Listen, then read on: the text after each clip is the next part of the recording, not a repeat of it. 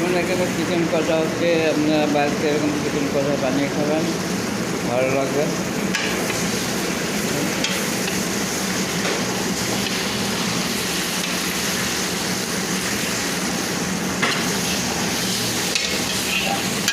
আর ধনেপাতাতে chicken হবে, আপনারা like করবেন, শেয়ার করবেন, কমেন্ট করবেন।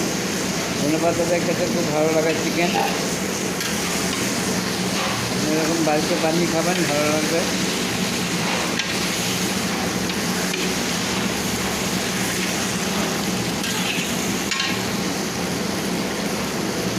এখন চিকেন কষা হচ্ছে, এরপরে ঝোল দেবো, ঝোলের পরে আপনার ধনেপাতা দিয়ে নামাবো, খেতে খুব ভালো লাগে। আপনারা এরকম বাড়িতে বানিয়ে খাবেন, ভালো লাগবে। চিকেনের ঝোল ধনেপাতা দিয়ে। আপনারা লাইক করবেন, শেয়ার করবেন, কমেন্ট করবেন।